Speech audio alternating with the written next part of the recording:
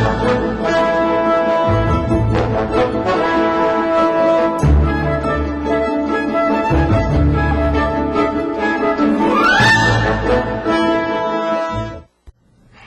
and welcome to Getting Your Money's Worth, the show that focuses on value. I'm Judith West, and our guest today is Belinda Chang, wine director at Modern Museum of Art's restaurant. Is that what it's called? What is the real name? The Modern. The Modern. And we're inside of the Museum of Modern Art. So it's the Modern inside the Museum of Modern Art in New York City. Hi, Belinda. Thanks for being on the show. Thank you. Okay, well, we want to talk about wines, but first we have to go to the heart of the matter. You are a female wine sommelier, and that's kind of rare. There aren't too many of us. There aren't too many of you, right? So tell me, how did you get into wine? I was really enthusiastic about restaurants, even from the time that I was very young. It's sort of, for me, one of the greatest, happiest places you can spend your time in. And while I was in college, I sort of thought, maybe I'd love to work in restaurants one day as a chef.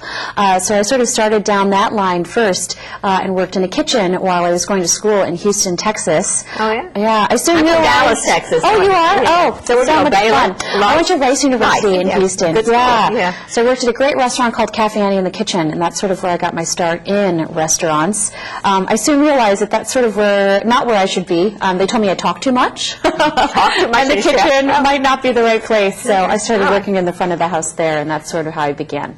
Okay, so you gravitated to wine. Yeah, I think it's really the most fun part. Tell me something without, briefly, what is the training to be a wine sommelier? Do you just have to like wine? How do you develop this nose and this tongue and all the fanfare that goes with wine? Sure, good question. Most people in my business go through kind of an apprenticeship. Just like becoming a chef, you sort of have two avenues. You can go to culinary school or work your way through really great restaurants with really great chefs. The same sort of thing sort of happens, I think, with most sommeliers and wine directors in the United States. So I had the great fortune to start out at Charlie Trotter's in Chicago and work with some great esteemed master sommeliers, and then kind of learned that way. I have to ask you, so your restaurant is inside the Museum of Modern Art. That's which is a very prestigious museum for contemporary art here in New York City and known the world around. Yes. Is there some relationship between wine and art? Oh, I think absolutely. That's a fantastic question. I think there's a lot of talk about how art is very commodified right now, and a lot of people are purchasing as an investment. Right. It's almost a commodity, but a very expensive commodity. Right. Absolutely. And you see a lot with that in wine collecting these days. There's a lot of people who treat purchasing wine as an investment versus as, something just to take home and enjoy. But it's a tough investment because you're not so sure it's going to keep. Yeah, it can be very challenging, and I think that's sort of some of the fun of it for a lot of people who invest in wine.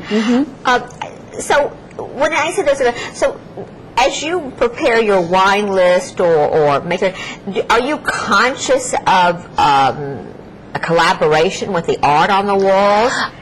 Yes, absolutely. I think there's a very certain aesthetic at the Museum of Modern Art. Obviously, we're looking at art that's very, futuristic or art that is very now. And a lot of it could be considered avant-garde. Yeah, absolutely. And if you look at our chef at the Modern, Chef Gabriel Coiter, and you look at his presentations on the plate, they're very modern in their sensibility and in their style. They're very artistic.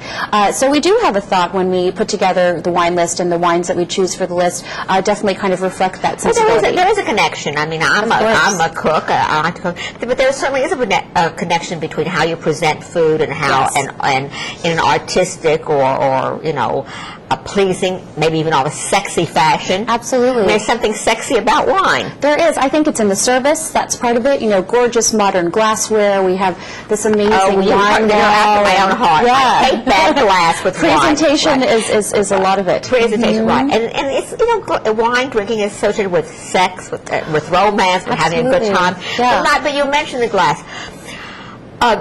You get a big international trade, and you get people that come for lunch and before they go to the theater. So I'm guessing that you might get a lot of patrons that want to have wine by the glass as opposed to the bottle. Absolutely. And I am at that stage now because of drinking too much wine every night. That's too much. And I'm always worried. I don't think I can get as good a wine by the glass. Many places do not give you a sophisticated, good glass. They give you a cheaper glass if you buy wine by the glass. Yes. Or, I don't know when the wine bottle has been opened. Right. How can you control for those variables for folks that people who really want to get a glass of good wine? Yeah, I think there definitely are those restaurants that don't treat their wine by the glass program quite as seriously. I know that we at the Modern definitely try to have things that are really exciting and very interesting. We want to make sure we have the entire price spectrum available for our guests. Some people want a very simple $9 glass of white wine to cap off the evening. Do they get that in a nice glass? Absolutely. We use the exact same glassware for our wines by the glass as we do for any wines that are ordered by the bottle. And how do you keep it fresh, Belinda? Well, at a restaurant like the Modern, it's very busy. I think my suggestion to a diner would be to look around and see how many people are drinking wines by the glass in the restaurant. That's a great way to see probably how often they're opening new bottles. So for us, where we're seeing hundreds of people a day, you can be fairly assured that the wine that you ordered was opened probably just moments ago and that we're selling through. Right. So tell me something. For the person who wants to go in any restaurant, not just yours, I have to say, maybe it's gotten a little better of late, but there's a certain attitude of snobbery about wine drinking and wine ordering. Sometimes people feel if they ask a question, a simple question, they get put down. How can you is there such a thing as getting good value for wine? Absolutely. In a restaurant? There is. Tell me how. Yes, I would love to share my secrets there. Find the person in the restaurant who's most passionate about wine. Well, how do you do that? I walk in and I want to have it may not be the sommelier. It might be your server. It might be a manager in the restaurant that's super excited or is the one who puts together the wine list. You can kind of smell them.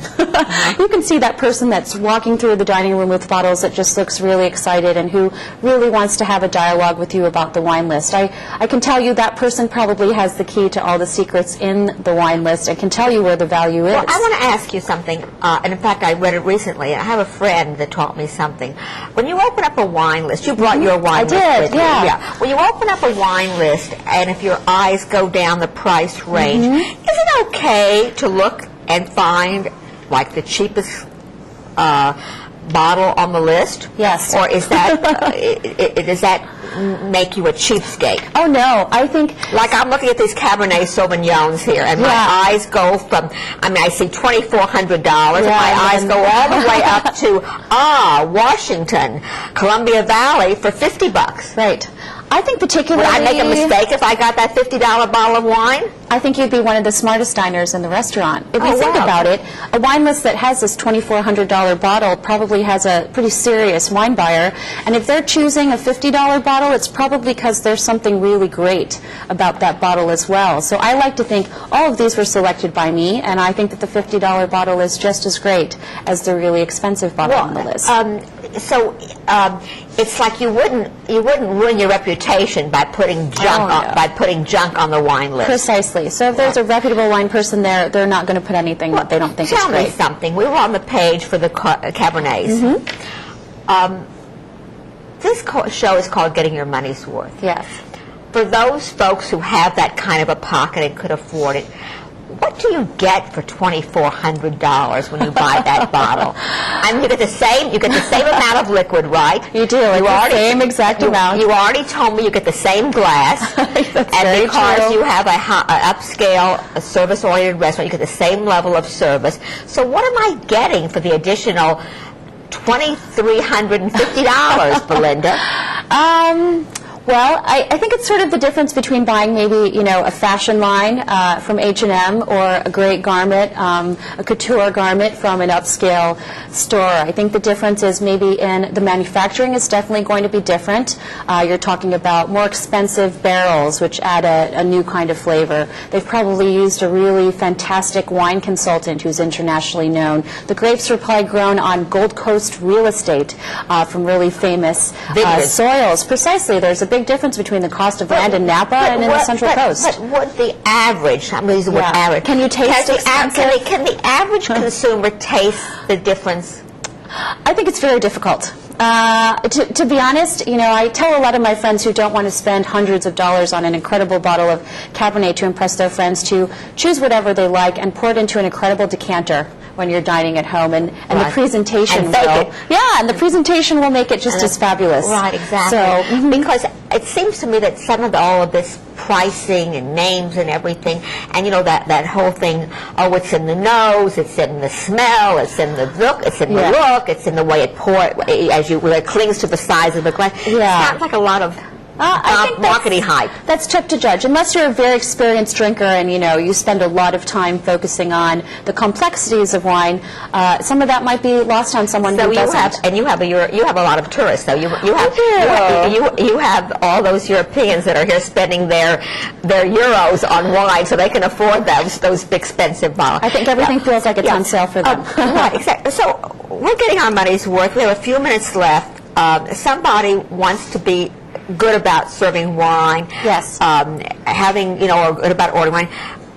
Are there some tips to follow? Do you have to have white with poultry and red with steak? And what about some of those cliches that have that still cling? I think you have to break with all the trends and all the sort of old school. A lot of that came about when most of the great chefs in the United States were from France, and so we had a very classic cuisine being served. If you have a choice between having a Chardonnay from California and one from France or how do you judge? I think it depends on the food. I think it depends on, think about where your chef is from and where he's inspired, what his cuisine is inspired by. I think French food with French wine makes absolute sense. They have that old So when adage. you say in the stick with the ethnicity, if you're ordering Italian food, that's a tip for us. If you're in a restaurant with meatballs and spaghetti, get Chianti and be happy. It's going to be the natural. It's going to be the natural what thing goes together. If you're in France, get your French reds or white. And if you're having a fusion California style grilled vegetable meal, go for California. Go for California. That's a good thing. Forget about the reds and whites. Forget about the rules. And it's okay. And it's okay. It's okay.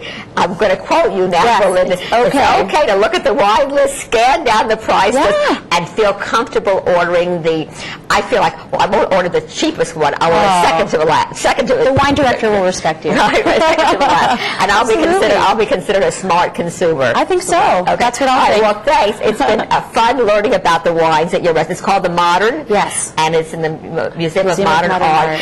And the thing that I like the most is that as a serious glass drinker, I'm going to get good attention. Great glassware. And don't forget, I live in New York City, where you're located, or don't forget you promised me I'll be treated with kid gloves. Everyone will be treated like a regular. Right. Absolutely. Thanks for being on the show. My pleasure. I'm Judith West. You're watching Getting Your Money's Worth. We've had fun with how to find value in wine.